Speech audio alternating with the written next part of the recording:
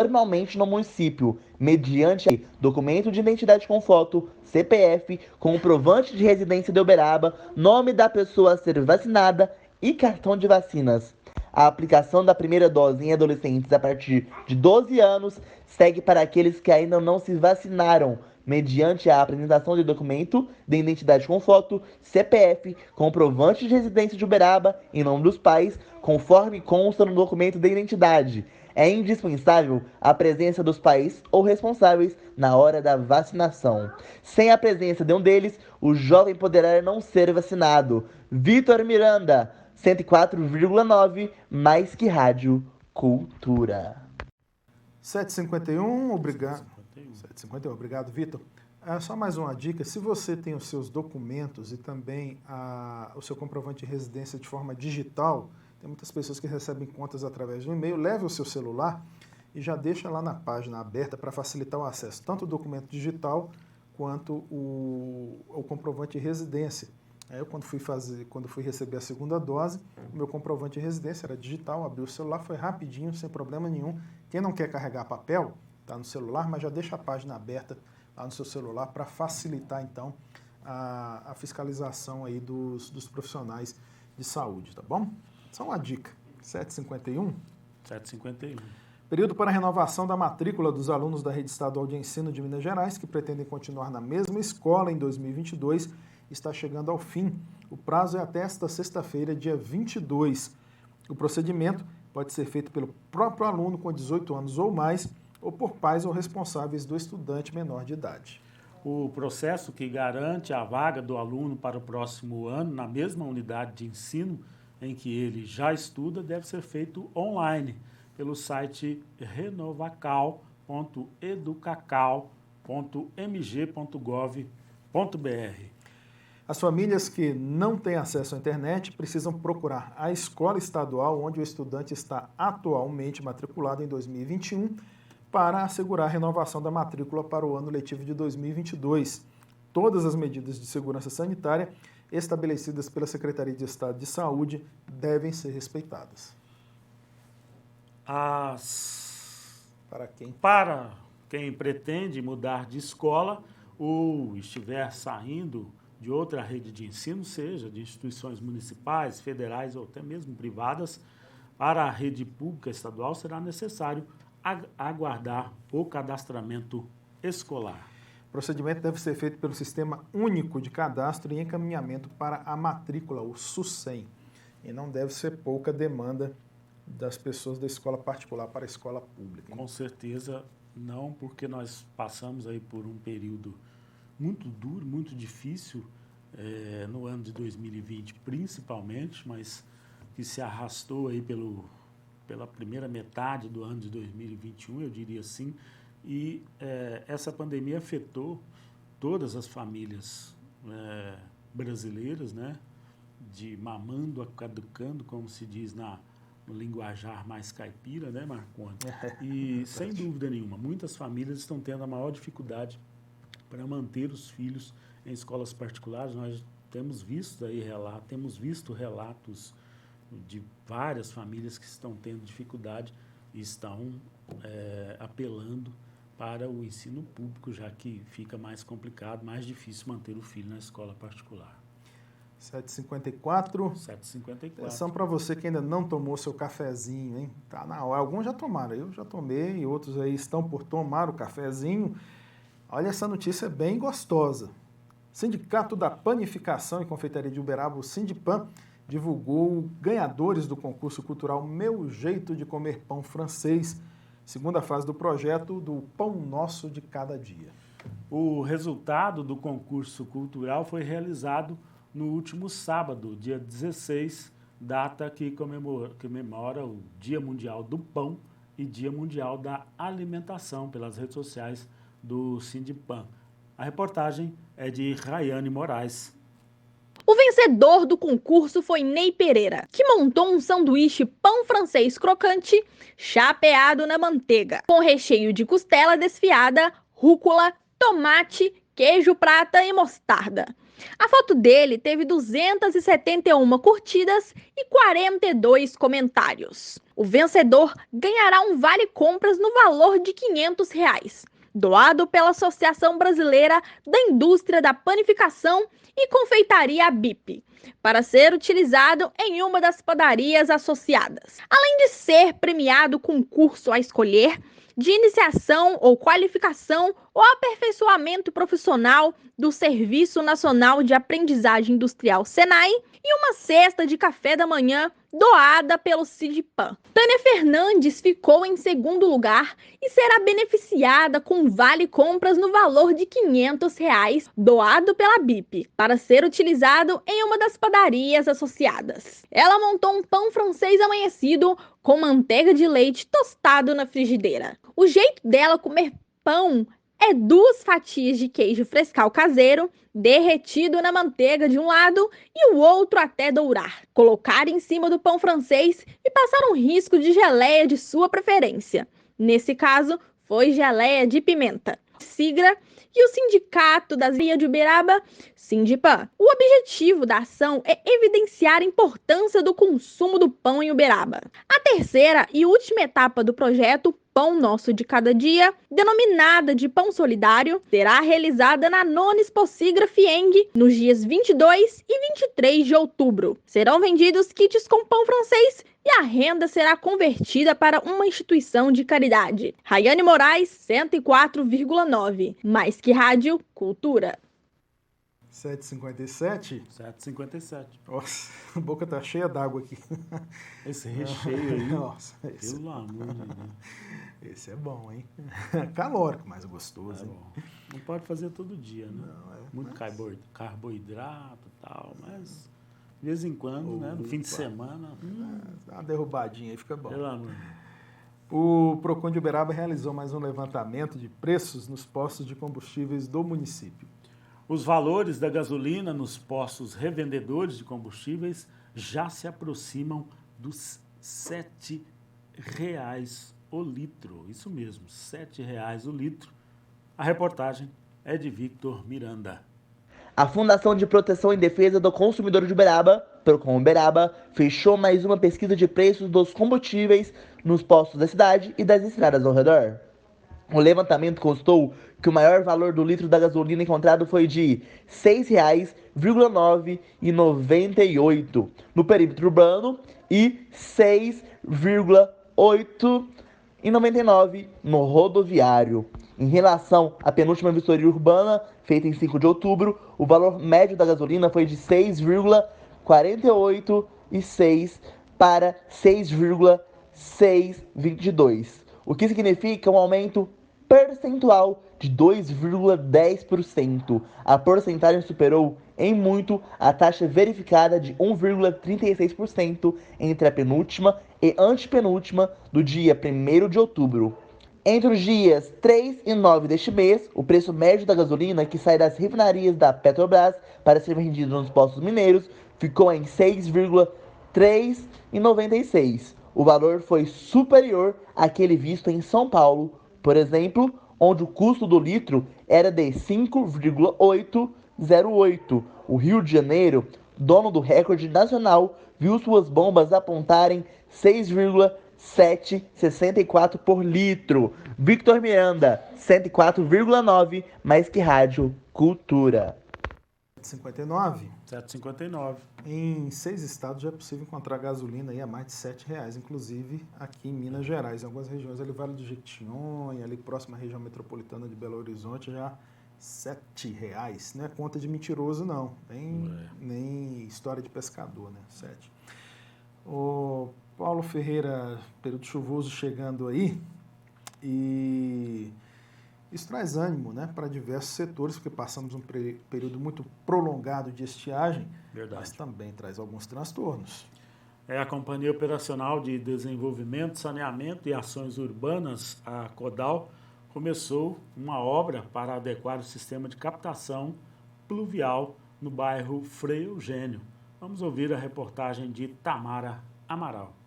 Os temporais registrados no final de setembro e começo de outubro causaram impactos para a cidade e um deles foi no conjunto Frei Eugênio, a forte enxurrada na Avenida Doutor Hélio Luiz da Costa evidenciou deficiências de drenagem pluvial nas proximidades desta via. A Companhia Operacional de Desenvolvimento, Saneamento e Ações Urbanas, a partir dos últimos dias, começou uma obra para adequar o sistema de captação pluvial que irá melhorar as condições de saneamento da região. A drenagem pluvial está sendo implantada na rua Hermínia Cartafina Guimarães, na confluência com a Avenida Doutor Hélio Luiz da Costa. Serão executados 150 metros de rede no diâmetro de 600 milímetros, construídas 14 novas bocas de lobo duplas e readequadas outras 4 existentes. Estas intervenções aumentarão a captação de chuva e oferecerão uma maior vazão para as enxurradas. O diretor de saneamento, Paulo José Coelho, informou que a previsão é de que em 20 dias as melhorias estejam concluídas. A recomposição das vias também será executada pela Codal. Tamara Amaral, 104,9, mais que Rádio Cultura. 1 minuto. 8:01. Obrigado aí a Tamara. Essa obra, por sinal, Paulo, está aqui pertinho da gente, aqui pertinho da Rádio Cultura. Quem passa ali pela Hélio Luiz da Costa já visualiza. Ele está próximo à escola. A escola aqui próximo, já me deu branco o nome. Alceu Novaes. Isso, obrigado, William. Ali próximo ao Alceu Novaes. Aí o William dando a força, ele valeu pela... A memória não funcionou, o William está ali para nos lembrar no suporte. 8h02. 8:02. A Fundação Procon de Uberaba orienta os consumidores sobre os direitos relacionados às vendas por live. Segundo as informações da Fundação, assim como em qualquer outra venda, os requisitos de precificação precisam estar presentes. Os detalhes na reportagem de Ana Júlia Azevedo. De acordo com informações do Procon, assim como em qualquer outra venda, os requisitos de precificação precisam estar presentes. Condições de pagamento e o endereço físico da empresa precisam ser informados para que o consumidor possa recorrer no caso de algum problema com a sua compra, sendo que o artigo 49 do Código de Direitos do Consumidor sobre o direito de arrependimento também se aplica a essa modalidade. Isso quer dizer que o consumidor pode cancelar a sua compra em até 7 dias, contados do recebimento, mesmo que não apresente defeitos. Outra orientação do Procon é sempre verificar a idoneidade da empresa perfil nas redes sociais, checar as informações da mesma e guardar prints da tela e conversas, sejam elas por WhatsApp ou e-mail. Essas informações são importantes para que o Procon possa auxiliar o consumidor, caso este seja lesado ou identifique uma prática abusiva. Dúvidas, orientações e denúncias podem ser feitas pelo WhatsApp, pelo 99869-9000 ou pelo telefone 3334-9100, 3334-9100 ou no tridígito 151. Ana Júlia Azevedo, 104,9, mais que Rádio Cultura. Obrigado, Ana Júlia. 8h04. 8:04. Olha, eu confesso que fiquei surpreendido ontem com o resultado da votação na Câmara Municipal de Uberaba sobre a concessão de título da Medalha Major Eustáquio ao governador Romeu Zema. É muito difícil que a Câmara rejeite as homenagens, né, os títulos que são concedidos pela Câmara, e a Major Eustáquio é a maior honraria da cidade. E era um projeto do vereador Almir Silva do DEM, mas ele foi rejeitado porque não obteve o número de votos necessários para aprovação, que seriam 14. Foram 11 votos a favor e não o suficiente, segundo o regimento interno da Casa, para aprovação a esta homenagem. É uma surpresa, Paulo Ferreira, para mim, porque geralmente essas homenagens passam com certa tranquilidade na Câmara Municipal. É verdade, uma surpresa para mim também, Marconi, mas isso é um sinal de uma divisão, um racha, digamos assim, né, como é comum a gente identificar em política, dentro do plenário da Câmara Municipal. Recentemente nós tivemos a criação de um bloco, né, dos novatos aí, muito bem desenhado, né, que se diz um bloco independente, né, nós até comentamos aqui no nosso noticiário, um bloco que tenta se posicionar de alguma forma, embora alguns analistas acreditem que esse bloco não terá vida longa, porque dentro dele tem alguns vereadores que não costumam ser assim muito de grupo, eles têm posições muito individuais dentro da Câmara Municipal e não é difícil citar exemplo. O exemplo é o vereador Túlio Micheli, né? O outro é o vereador Caio Godoy, que se demonstra com posições bastante firmes, e assim como o vereador Celso Neto, né? Todos eles são novatos, mas eles têm posicionamentos. A vereadora Rochelle também tem um posicionamento muito firme, está aí cotado e já admitiu que vai ser eventual candidata a deputada pelo partido dela, né? PP, que é o PP, provavelmente numa chapa composta aí com o deputado federal Frank Carta Fina. Então, a gente percebe pela apreciação do comportamento político desses vereadores que é um bloco assim muito independente mesmo, e individualmente os vereadores também são muito independentes. Agora, ontem houve uma discussão forte entre o vereador, entre os vereadores, né? E o autor da proposta, o vereador Almir Silva, com a contestação muito firme do vereador Túlio Micheli e também do Caio Godoy, do Cabo Diego. Então, essa proposta foi rejeitada por conta de uma série de reivindicações que o Uberaba tem feito ao governador Romeu Zema e não tem sido atendida. Uma delas, a principal talvez, seja a área da saúde, transferência de recursos, e a outra, o tratamento mais adequado das nossas rodovias. A malha viária do estado de Minas aqui no Triângulo Mineiro, que é uma região próspera, onde você tem um tráfego de veículos imenso, né? Principalmente aqui na 427, indo para Conceição das Alagoas, é muito forte a reivindicação e o pedido, né, de intervenção do Estado sem a resposta devida do governador, e isso foi colocado na mesa ontem e foi motivo da rejeição. Estão aí os 14 votos, né, que eram necessários e não foram conseguidos, né? Apenas 11. Isso foi o suficiente para derrotar essa proposta, Marconi. Vamos aguardar como fica agora a proposta. Também há uma proposta do vereador Heloísio Santos de homenagem ao presidente Jair Bolsonaro. Se de repente o vereador estrategicamente recua, ou se ele vai arriscar no plenário, correr o risco, quem sabe, de ter a sua proposta rejeitada, como teve o vereador Almir Silva.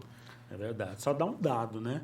Recentemente, o presidente da Câmara, o vereador Ismar Marão, apresentou ao Executivo um requerimento em que ele pede a destituição do infectologista Francisco Cardoso do Comitê Técnico de Enfrentamento à Covid-19 aqui na cidade de Uberaba. E o estranho, isso foi para as redes sociais, está aí nos jornais, mas o estranho é que o vereador Ismar Marão é do PSD, que é o partido do Marcos Montes, né, ex-deputado federal, atualmente secretário executivo do Ministério da Agricultura do governo Bolsonaro. E o infectologista Francisco Cardoso é próximo do governo Bolsonaro, isso é uma realidade. Então fica, assim, essa questão política muito, às vezes, difícil da gente entender. Os movimentos que são feitos no âmbito municipal nem sempre condizem com os movimentos feitos na esfera federal, Marconi Lima. Ganham vida própria esses movimentos aí, né? Tanto a articulação política nacional, por mais influência que tem aqui, mas acaba que o eleitor do vereador, o eleitor do prefeito está aqui, né? E a cobrança também. A cobrança é aqui. 8h09. Vamos ao comentário econômico com ele, o professor Sérgio Martins. Bom dia, amigos e ouvintes da Rádio Cultura 104.9. A educação financeira é um dos principais aprendizados que toda pessoa precisa ter ao longo da vida, começando pela infância, que é a fase mais importante para absorver os ensinamentos sobre dinheiro, que serão aplicados na vida adulta. Não se trata de apenas conseguir gastar menos do que se ganha. Educação financeira envolve a capacidade de se planejar e de executar tais planos. E não se engane, desde cedo devemos ensinar a criança a gerir o próprio dinheiro. Claro, algumas regras mudam de acordo com a idade. A mesada, por exemplo, deve ser dada para crianças a partir de 5 anos, que é quando ela começa a aprender a relação com o dinheiro.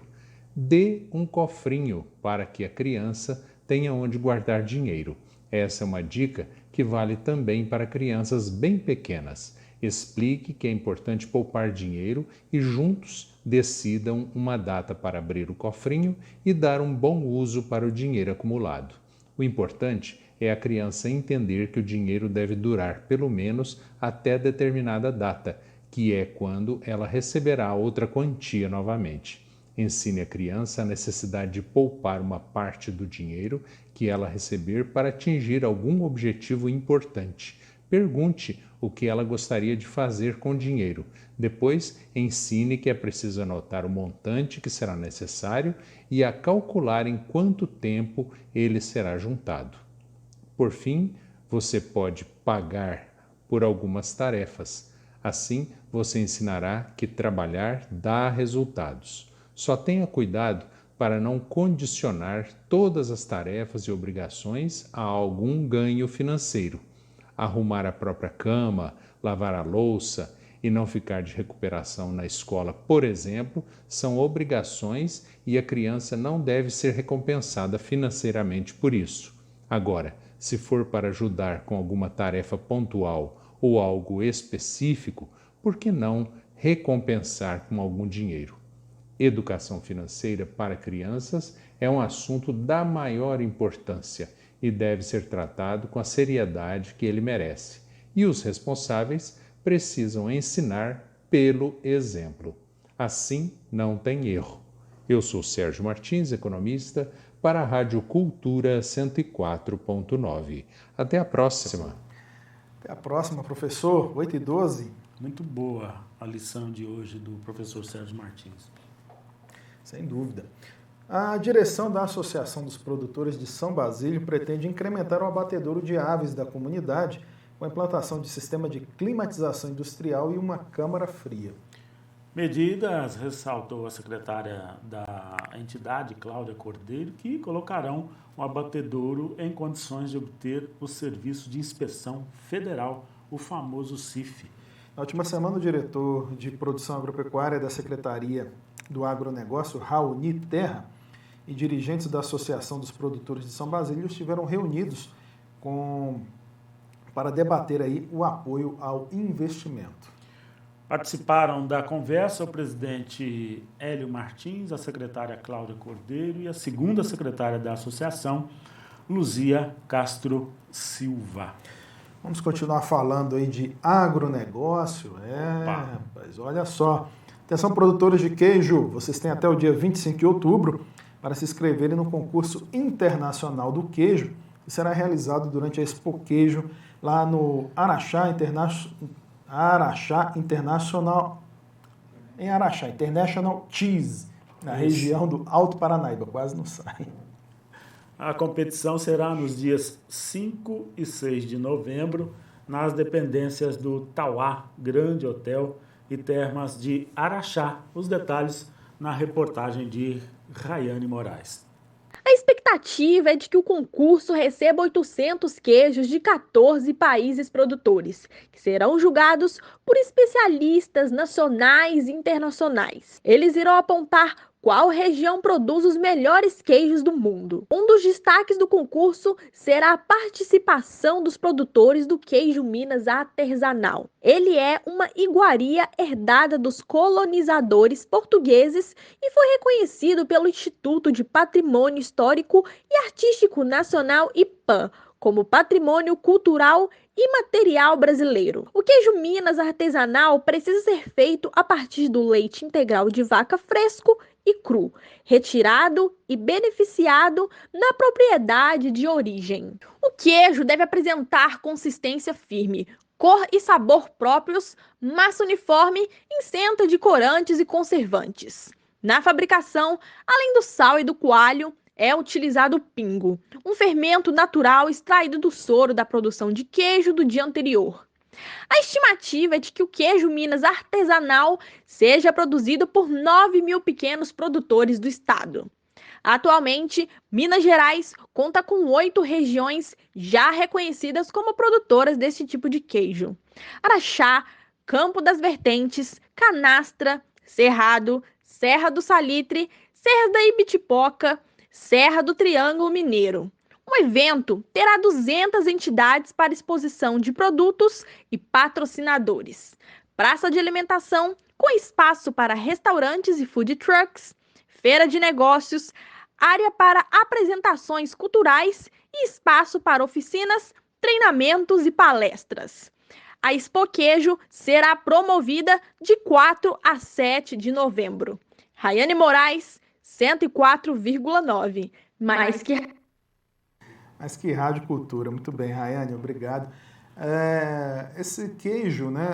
Nós já comentamos aqui a respeito do queijo. O Brasil evoluiu bastante nos últimos tempos, em menos de 2 séculos, e já consegue oferecer queijos aí de alta qualidade, queijos de padrão internacional, premiados. Até noticiamos recentemente, né, Paulo, que Sim.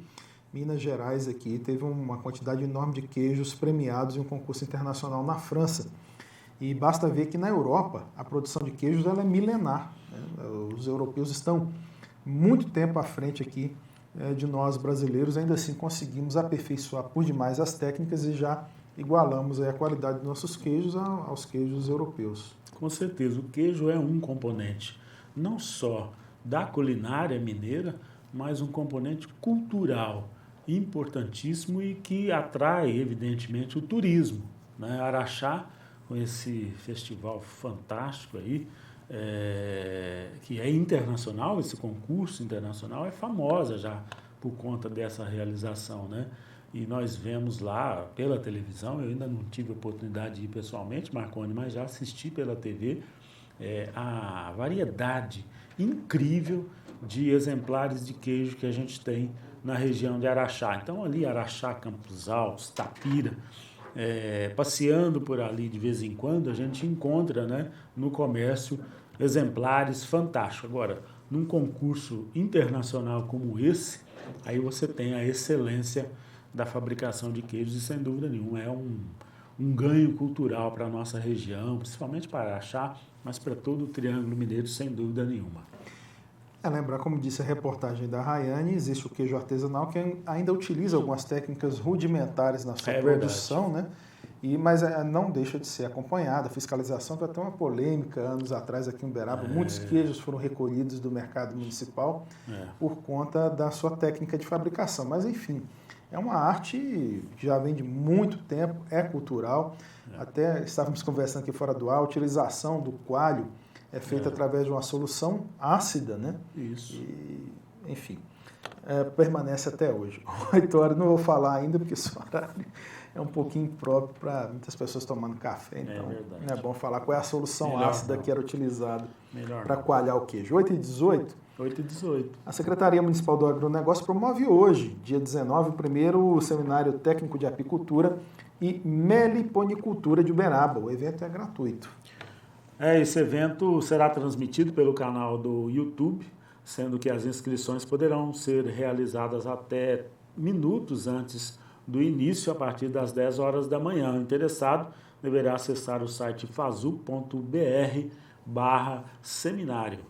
De acordo com o chefe de Desenvolvimento Rural da Secretaria do Agronegócio, Matheus Alves, a proposta é debater a apicultura na região, potencial e mercado, e ao mesmo tempo tratar da criação de abelhas sem ferrão, que é essa peraí que eu vou pegar o nome, espera só um minutinho para pegar o nome correto aqui. Lembra aí. É da meliponicultura, então é a abelha sem ferrão. Após as palestras, será aberto espaço para perguntas e esclarecimentos. Segundo dados do IBGE, em 2020, no ano passado, portanto, Uberaba produziu mais de 50 mil quilos de mel. E o Instituto informou também que no censo de 2017 foram carregados 931 colmeias no município de Uberaba. Hoje foi quase café da manhã completo, né? Teve pão, teve queijo, teve mel, faltou só o café, propriamente dito, né? Hoje foi realmente um bom dia especial. Quem era criador de abelhas aqui era o professor, saudosa memória, professor Erwin Piller. Isso. Eu não sei se o filho dele, o Platão, ainda continua com a criação, mas o professor professor Erwin Piller, durante muitos anos, dedicou-se aí à criação de abelhas e também para a polinização. Há quem defenda que quem decidir investir na criação de abelhas, que separe também pelo menos uma parte da produção para que se faça a polinização e não apenas a fabricação do mel. 8 horas e 20 minutos. 8h20. Hora de falar de quê? Esporte. Temos aquelas imagens tradicionais. Vamos ver se a gente consegue achar. E para quem está no Facebook nos acompanhando, já tem a câmera tempo aí, as imagens lá. Antônio, tá bonito o Antônio Dalsec com a chuva, hein? Tem alguém jogando lá? Não, tá chovendo. Verdinho hoje não tem, mas sempre tem uma molecada aí batendo. Tem alguém lá para cuidar do campo. Esse povo vai pedir direito autoral logo. Rapaz, vamos pedir aí. Atenção, pessoal, Maria Malha Iglesias, bom dia, professor Wendel Medalha Milagrosa. Rapaz, a Silvana Ferreira também nos acompanhando. Eita. Meus amigos, ontem nós tivemos o clássico majestoso, São Paulo e Corinthians. O São Paulo se deu melhor pela Série A, acabou batendo aí a equipe do Corinthians pelo placar de 1-0. Festa então para os tricolores. E nós teremos hoje também rodada da Série B do Campeonato Brasileiro. Ontem nós tivemos Série B do Campeonato Brasileiro, empate entre Vila Nova e CRB. Rapaz, CRB, se tivesse vencido ontem, poderia ter dado uma descolada aí e conseguido ampliar a vantagem sobre os times que estão ali na briga pela vaga no G4. Hoje teremos Londrina e Goiás, jogo no Estádio do Café, às 7 da noite. O Coritiba, líder da competição, recebe o Sampaio Corrêa no Couto Pereira. São os 2 jogos que acontecem hoje. Esse jogo do Coritiba com o Sampaio Corrêa é às 9h30 da noite. Noticiário local, olha só, desde que o computador aqui disse agora sim, notebook, não me faz passar vergonha não. Festival Olímpico, Festival Paralímpico, Loterias Caixa 2021, que acontece no dia 4 de dezembro, terá Uberaba como uma das sedes dentre as 70 cidades do país que receberão um evento promovido pelo Comitê Paralímpico Brasileiro. Em Minas, apenas 10 municípios sediarão as atividades. O festival está programado para o período das 8h30 da manhã ao meio-dia, lá no Centro Municipal de Educação Avançada Eurídice Ferreira Melo, a Dona Lindu, ao CEMEA Boa Vista.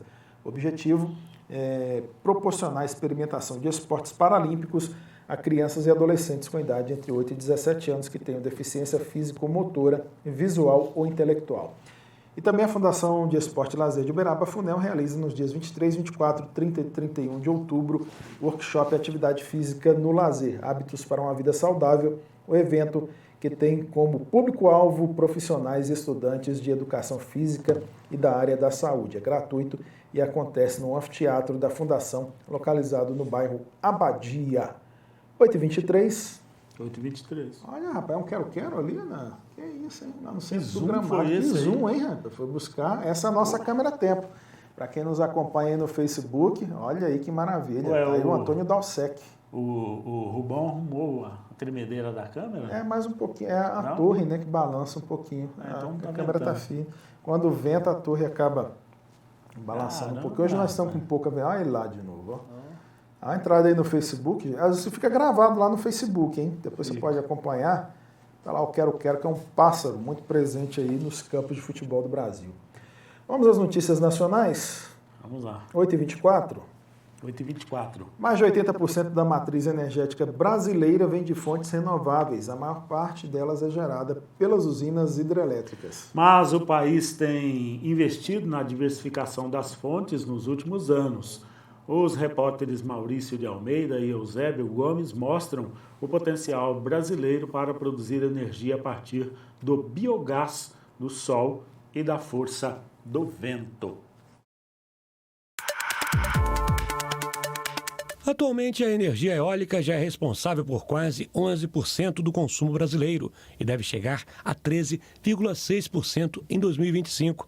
Já a solar representa 2% da matriz energética do país e deve encerrar esse ano perto dos 3%. Ela gera durante o dia, porque de noite não tem sol, mas justamente no período a partir de 3 horas, que é o período no verão de ponta, que aumenta o consumo de energia, você tem mais irradiação e, portanto, a solar tem um papel importante em atender essa demanda nesse horário de ponta. 61% da energia utilizada no Brasil ainda é gerada pelas hidrelétricas. Nos últimos anos, o governo federal e a iniciativa privada estão investindo cada vez mais em novas fontes para aumentar a diversificação da matriz energética brasileira e, com isso, melhorar a segurança do sistema.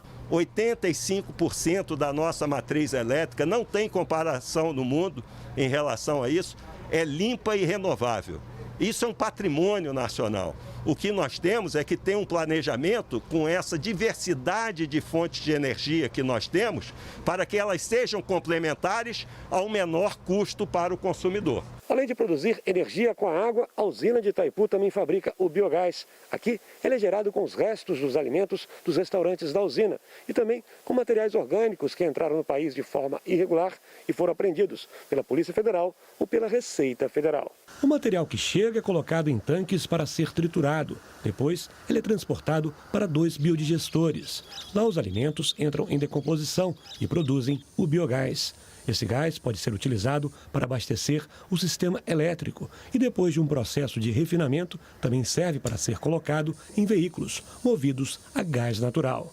Ele converte de forma natural e também quando acaba o biometano e volta para o etanol, você nem percebe essa troca.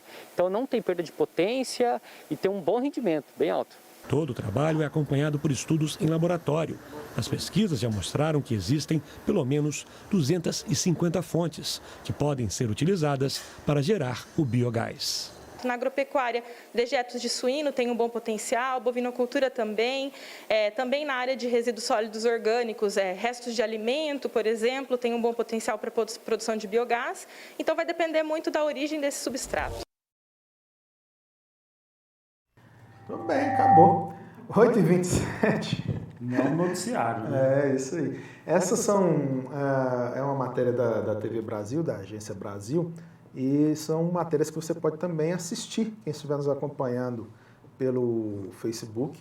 São matérias que também você tem em vídeo, como a que vamos falar agora, que é o projeto de lei complementar de número 11 de 2020, que é da Câmara Federal, e fixa uma alíquota do ICMS sobre combustíveis, com o objetivo de diminuir os preços finais do produto.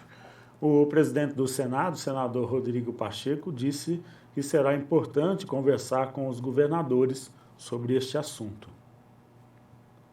Os preços da gasolina e do diesel dependem de uma cadeia de produção que começa com o valor mundial do petróleo praticado em dólar. Depois disso vem o custo da exploração e refino feitos pela Petrobras, da distribuição e revenda de componentes de impostos federais e do ICMS, que é estadual. O projeto de lei aprovado no dia 13 pelos deputados e que chega agora ao Senado obriga os estados e o Distrito Federal a especificarem a alíquota para cada produto por unidade de medida, como litro, quilo ou volume, e não mais sobre o valor da mercadoria. Na prática, torna o ICMS invariável diante de oscilações do preço do combustível ou de mudanças do câmbio. A redução estimada por parlamentares dos preços finais ao consumidor pode chegar a 8%.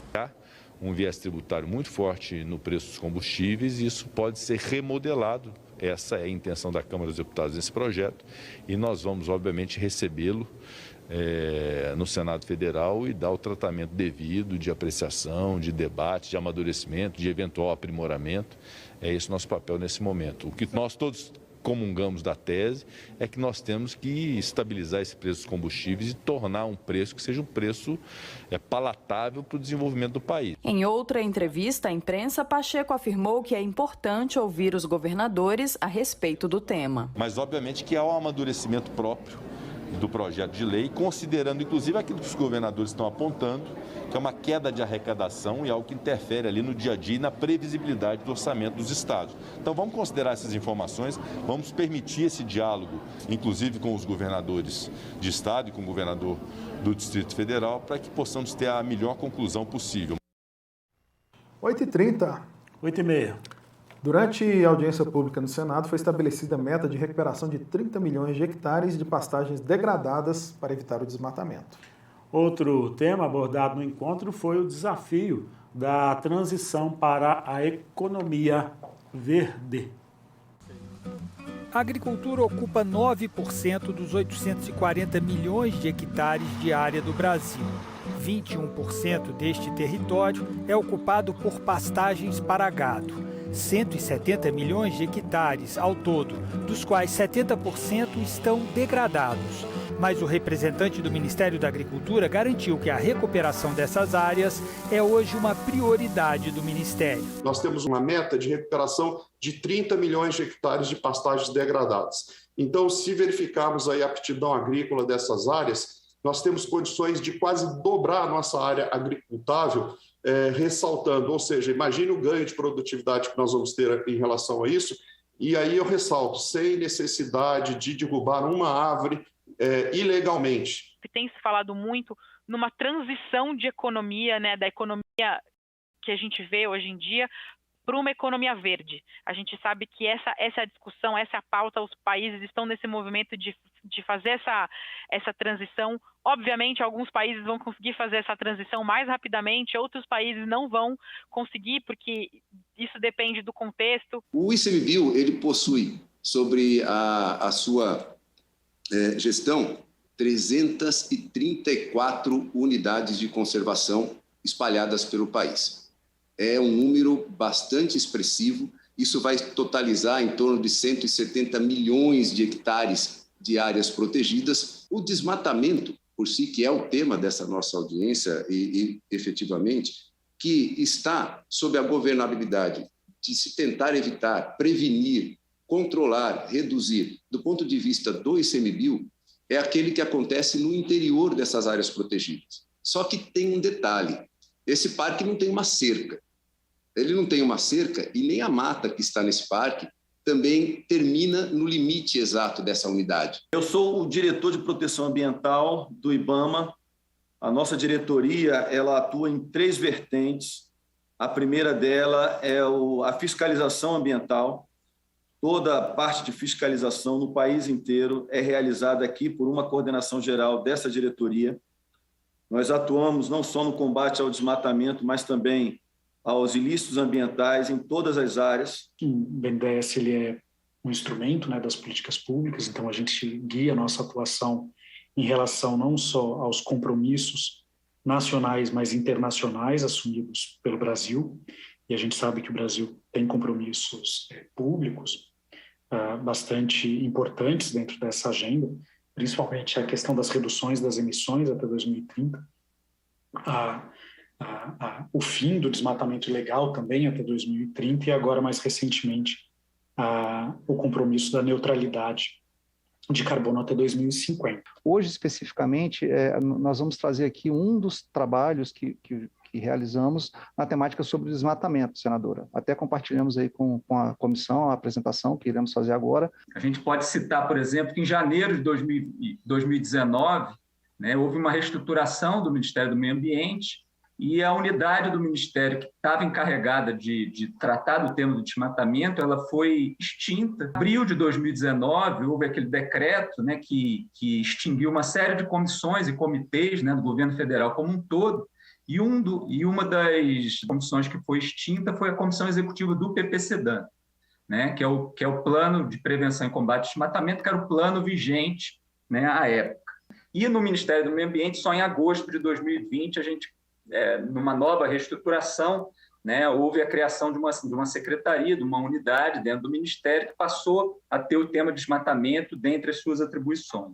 Esse relatório ele é muito importante em várias linhas, não é? Na perspectiva do combate ao desmatamento, na perspectiva de mitigar os efeitos aí dos efeitos das mudanças climáticas, que é o foco principal do nosso relatório, e estará, inclusive, anexado aí no nosso relatório, aguardando, aliás, as providências, né, do governo.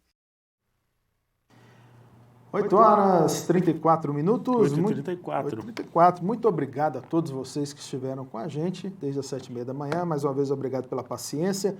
Mais um programa aí que, graças a Deus, tivemos... Foi ao ar, sem as intercorrências. Estamos aí nos ajustando, né? Já explicamos para vocês aí a proposta que temos.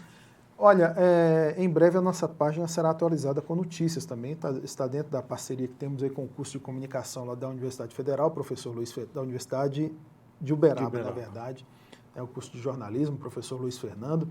Então, o Gustavo Lemos, ele estará participando aí através do jornalismo online, então teremos atualização de notícias também na nossa página radiocultura.com.br. Quem não assistiu por completo aí o nosso programa pode recorrer ao facebook.com/bomdiaculturauba. Mais uma vez, muito obrigado. O Bom Dia Cultura, que tem a apresentação e também a produção de Paulo Ferreira e Marconi Lima. Agradecer a Rafaela Santos, que é repórter aqui do Bom Dia Cultura, está cumprindo o estágio aí com a gente, esteve presente acompanhando aqui no estúdio a nossa apresentação. Em breve ela aparece aqui na telinha, ou apresentando, ou trazendo alguma notícia ao vivo aqui com a gente. Obrigado, Rafaela. Agradecemos, tem mais agradecimentos aí para encerrar. Sim, a presidência da FUREL, na pessoa do professor Wendel Meira, e também ao nosso CEO da Mednet Internet, o Rubens Marques, além da técnica que está aqui representada pelo William e também o Fernando Queiroz. É isso, meus amigos. Muito obrigado. Cuidem-se muito bem. 8h36. 8h36. De hora em hora tem o Cultura News. Muita informação para você, 104,9 também. Através da nossa página radioculturauberaba.com.br. Até amanhã. Até amanhã, bom dia.